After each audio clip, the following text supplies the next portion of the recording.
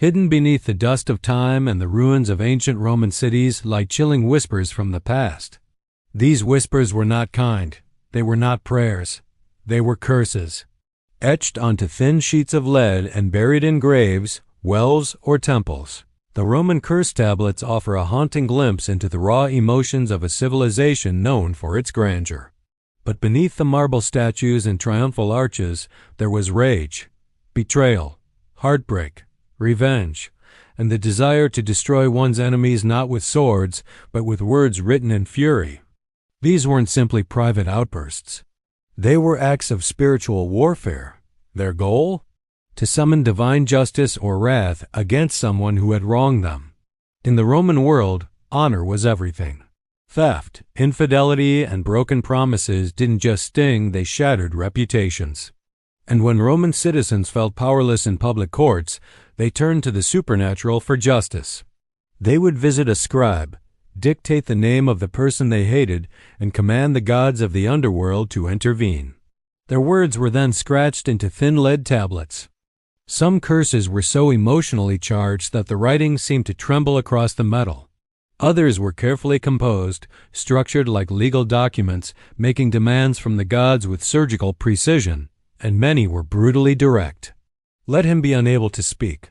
Let his tongue be torn out. Let him be struck blind. These weren't metaphors, they were wishes, deadly ones. One of the most famous collections of these curse tablets was found in Bath, England, to the Romans as Aquae Sulis. Buried near the temple of Sulis Minerva, over 130 curse tablets were discovered in the sacred spring. They tell stories of stolen cloaks, missing coins, and unfaithful lovers. On one tablet, the writer begs the goddess to take away the health of whoever stole their bathing tunic. They even list potential suspects by name, just in case the gods weren't sure who was guilty. Some tablets don't even bother explaining what happened. They jump straight into vengeance. One simply says, "May he who wronged me never find rest in this world or the next." The anger is raw, timeless, almost familiar. These tablets weren't just words, they were rituals. Often, the curses were folded tightly, pierced with nails, and placed in places believed to be close to the underworld, graves, wells, or temple springs. The deeper the tablet went, the closer it was to the realm of the dead and the more powerful the curse. In some cases, the names of demons or spirits were included, sometimes drawn in strange symbols, other times written backward to mimic magical incantations. The goal was clear: send the message to the gods who didn't sit in the sky but ruled in darkness. Gods who could hurt, gods who could punish. The people who wrote these curses weren't just sorcerers or mystics. Many were ordinary citizens, merchants, lovers, slaves. People without power. People with heartbreak. And the tablets became a way to make their pain permanent. Their words may have been hidden underground, but their emotions still scream today. Some tablets even show that the writers believed in justice over time. They'd write something like, "If he has wronged me, let him suffer. If he is innocent, let him go free." This wasn't mindless revenge. It was a desperate cry for balance, for fairness, for unseen eyes to finally see what they couldn't prove in court. But while some curses were personal, others were strategic. Athletes would curse their rivals before a big race. Businessmen cursed their competitors before deals. Gladiators, it seems, were cursed before stepping into the arena. In this way, the tablets show us that the Romans didn't just believe in fate, they tried to shape it. They believed words, when combined with faith and magic, could alter destiny. And in their world, the gods weren't distant. They listened, they punished, and they responded to those who asked with enough passion. Yet, not all tablets were filled with hate. Some begged for lost love to return. Some asked the gods to restore balance, not cause pain. May she love me again. May he speak the truth. May I be remembered. These quiet cries stand out among the violence. They show that the desire for love, fairness, and understanding was just as strong as the thirst for vengeance, and that's what makes these tablets so deeply human. Strip away the centuries, the Latin language, the metal, and what's left is emotion, pure, burning emotion, carved into history. One haunting tablet reads, "May his bones twist, his sleep be shattered, his dreams scream. This wasn't a soldier writing after a battle. It was a young woman who'd been betrayed by a lover. Her words are poetry wrapped in pain. Another tablet is from a merchant who had been cheated. He writes the name of the man who stole from him 17 times, each time with a new demand for punishment. It's obsessive, almost mad, and yet you can feel his desperation, his need to be heard, his belief that even if the law failed, something out there, something dark and divine, would respond. The curse tablets weren't meant to be read. They were meant to be buried, hidden from human eyes, but exposed to the gods. And yet now, they're unearthed, cleaned, translated, studied, their secrets exposed to the very world they tried to avoid, and the voices of those long-dead Romans now echo louder than ever.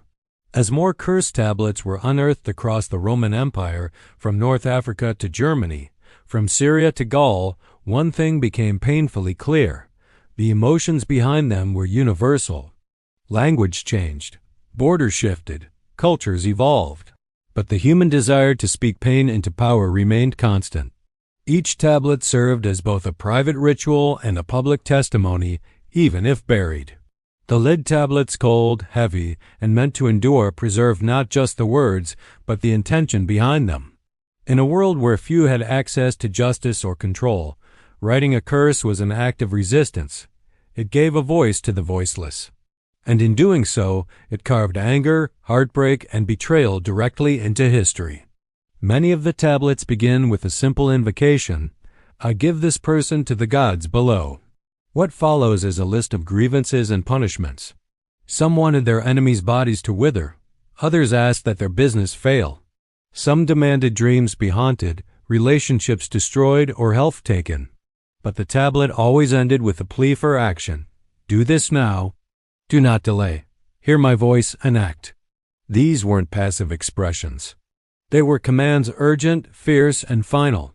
In the city of Hadrumetum in modern-day Tunisia, one such tablet demanded that a thief be denied food and water until the stolen item was returned. In Mainz, Germany, a curse tablet called upon infernal gods to silence the tongues of courtroom liars. And in Athens, curses were found folded into dolls, pierced with nails, and buried alongside ritual offerings. These objects weren't just part of superstition, they were spiritual weapons, and their power wasn't just in what was written, but in how it was delivered. For Romans, the underworld was not simply a place of the dead, it was a realm of influence. The deities of that shadowy space, like Hecate, Pluto, or the spirits of the unburied, were believed to have the ability to cross boundaries. They could inflict illness, they could destroy reputations, they could twist fate. This belief gave ordinary people a terrifying hope that justice could still be done even when the world above ignored them. And this hope created a new kind of prayer, one that didn't ask for peace, but punishment. The physical construction of the tablets also reveals their emotional weight.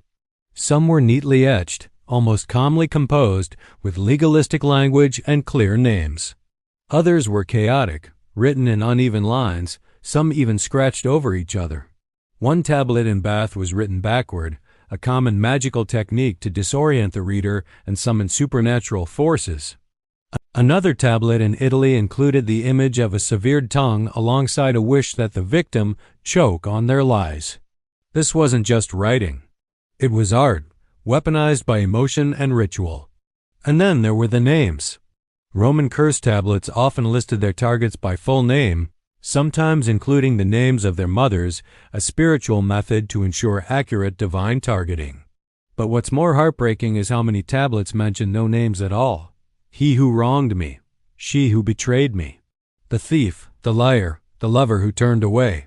These nameless curses are even more haunting because they speak to wounds too fresh to articulate, or perhaps too dangerous to name aloud.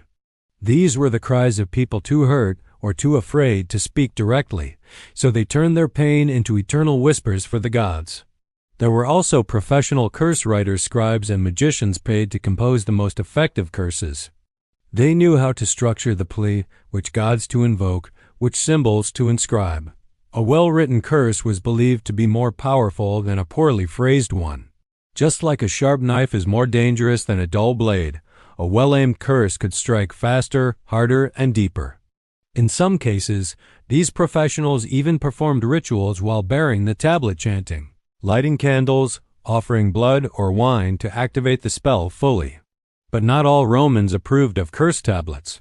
Philosophers like Seneca condemned them as proof of a society obsessed with vengeance.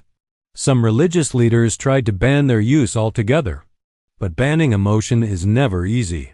The very fact that so many tablets have survived tells us how widespread the practice was. It crossed social classes, genders, and regions.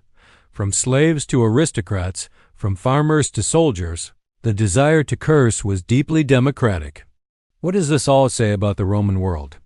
And more importantly, what does it say about us? We no longer write on lid or bury tablets in graves. But we do post angry messages. We vent online. We seek justice through digital words, just as the Romans did through metal. The medium has changed. The emotions have not. Rage, heartache, hope, revenge. These are still with us, just as sharp, just as urgent, just as human.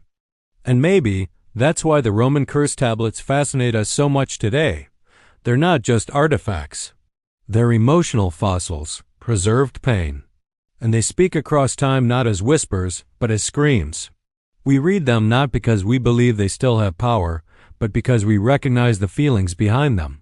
The friend who betrayed us, the money that was stolen, the lies that ruined reputations, the heartbreak that never healed. These aren't ancient problems. They're timeless ones.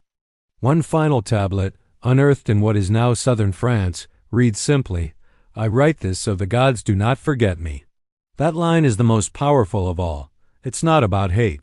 It's about being heard, being seen, being remembered. In a vast empire where millions lived and died without record, a simple piece of lead became a voice, a legacy, a cry in the dark. And maybe that's the true message of the Roman curse tablets, not hate, but humanity. They remind us that behind every curse was a person who felt powerless and who reached for the only tool they had left, words. Words etched in metal, buried in silence, but still echoing centuries later.